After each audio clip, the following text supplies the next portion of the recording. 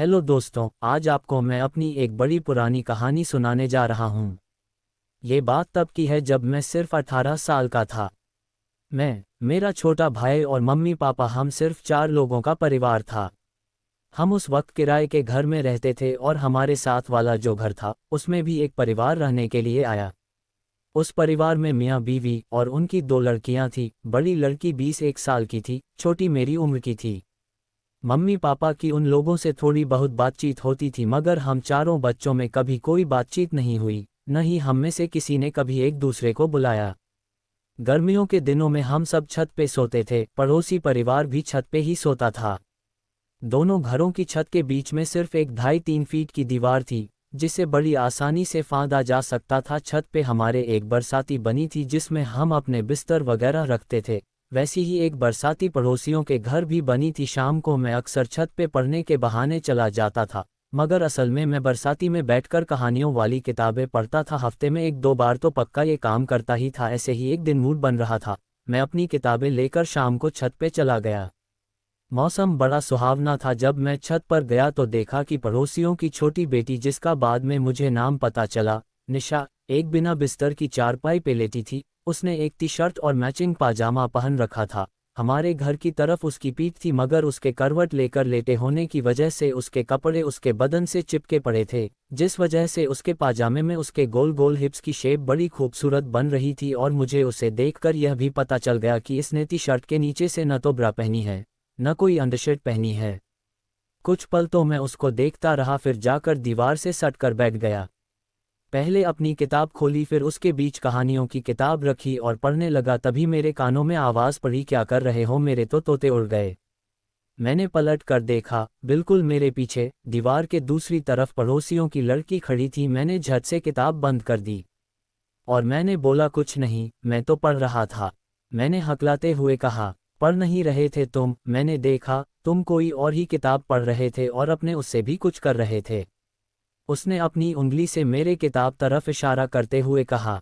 अब चोरी तो मेरी पकड़ी गई थी, मगर मैंने देखा उस लड़की के चेहरे पे कोई गुस्से के भाव नहीं थे, और लड़की भी अच्छी खासी थी। मैंने रिस्क लेकर ट्राई मारने की सोची। यह बहुत ही बढ़िया कहानियों की किताब है, इसमें बहुत ही बढ़िया कहानियां हैं, मैंने कहा। वो बोली, कैसी कहानियां हैं इसमें? मैंने कहा, प्यार मोहब्बत की कहानियां हैं इसमें, तुम पढ़ना चाहोगी? तुम मुझे दोगे ये किताब?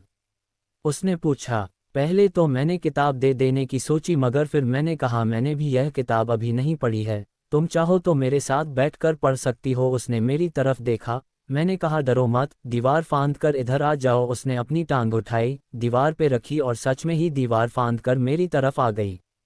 मैं नीचे बैठ गया तो वो मेरे बाईं तरफ बिल्कुल मुझसे सटकर बैठ गई। मैंने किताब का पहला पन्ना खोला और उसके साथ दोबारा से कहानी पढ़ने लगा, मगर अब मेरा ध्यान किताब की कहानी में नहीं था।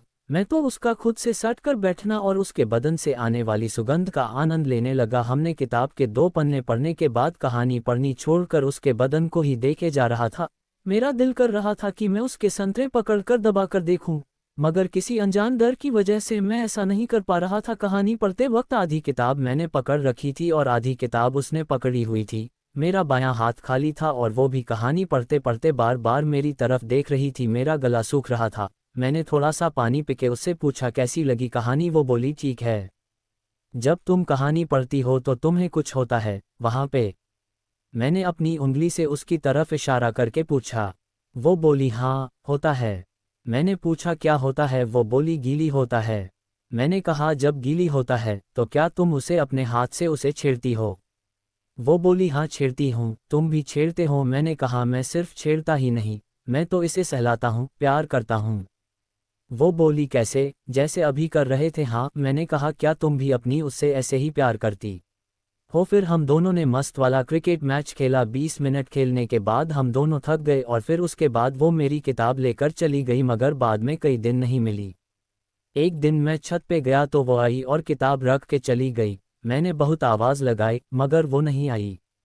कभी कभी छत पे मौका मिलता है तो मैं उसे अपनी किताब निकाल के दिखाता हूँ और उसे बुलाता हूँ, मगर वो नहीं आती। उसे इशारे करता, वो देखती सब कुछ, मगर वो मेरे पास कभी नहीं आई। समय बीतता गया। आज इस बात को 18 साल हो गए हैं। वो किताब भी न जाने कहाँ गुम हो गई। हम सबकी शादी हो गई, सबके बच्चे हो गए। आज भी जब कभी निशा को देखता हूँ, अब तो वो बहुत ही अच्छी लगती है, कभी कभी इशारे कर देता हूँ या फ्लाइंग किस कर देता हूँ, मगर आज भी वो देख लेती है मगर जवाब कोई नहीं देती।